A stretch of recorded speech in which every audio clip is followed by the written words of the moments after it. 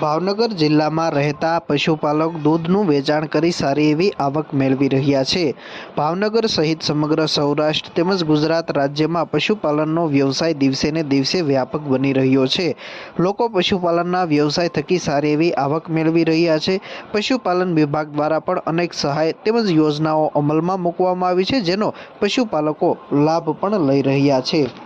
કે મારું નામ નાગજીભાઈ ભૂપતભાઈ હળિયા, મારું ગામ માળિયા, જિલ્લો ભાવનગર, તાલુકો મહુવા। પશુપાલનનો વ્યવસાય ઓછા નામે મારો 22-23 વર્ષથી પલાન ચાલુ છે। શરૂઆત કરી ત્યારે મારી પાસે એક ગાય હતી અને આજે કેટલી છે? અને અત્યારે મારી પાસે નાની મોટી થઈને 30 ગાય છે। રોજના માટે ગાય મારે દોવા દે છે, 18 થી 19 ગાય દોવા દે છે અને હવા 150 લીટર દૂધ થાય છે। દૂધનું ગાયનું બધા લગવા ભરવાના દનિયા અને 60 રૂપિયાનું બાંધા ભાવનું દૂધ દેવાનું, દૂધ સિટીમાં દેવાનું મવાજથી।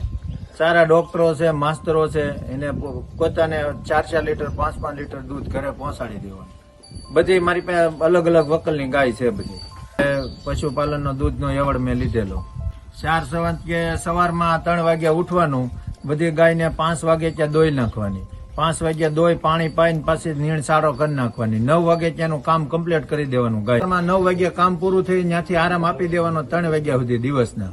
3 વાગ્યાથી એને દોવાનું કામ, ખાંડનું કામ, પાણીનું કામ, 6 વાગે એટલે સાંજના ત્યાં કામ પૂરું થઈ જાય। ત્યાંથી એને પછી આરામ આપી દેવાનો તે રાત્રે 3 વાગ્યા લગન। હાલના સમયમાં લોકો અન્ય વ્યવસાય છોડી પશુપાલનનો વ્યવસાય તરફ વળ્યા છે। ભાવનગર જિલ્લાના મહુવામાં રહેતા પશુપાલક નાગજીભાઈ, જેઓ છેલ્લા 20 થી 22 વર્ષથી પશુપાલનના વ્યવસાય સાથે સંકળાયેલા છે, તેઓએ જ્યારે પશુપાલનના વ્યવસાયની શરૂઆત કરી ત્યારે ફક્ત એક ગાયથી તેઓએ શરૂઆત કરી હતી। હાલ તેઓ પાસે નાની મોટી મળી કુલ 30 જેટલી અલગ અલગ નસલની ગાયો રહેલી છે।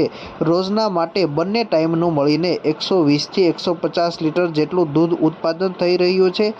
આ દૂધનું રોજના માટે મહુવા શહેરમાં જુદા જુદા વિસ્તારોમાં લોકોના ઘર સુધી વહેંચવામાં આવે છે, જ્યાં તેઓને પ્રતિ લીટરે 60 રૂપિયાનો ભાવ મળી રહ્યો છે।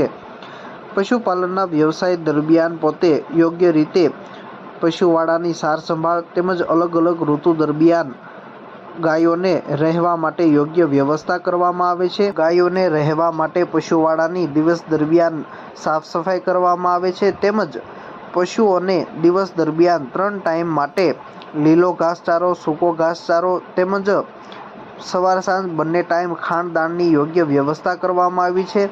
પોતે એક ગાયથી પશુપાલનનો વ્યવસાય શરૂ કર્યો હતો અને તેમાં પોતાને વર્ષે ને વર્ષે સફળતા મળતા હાલ તેઓ પાસે 30 જેટલી નાની મોટી ગાયો રહેલી છે।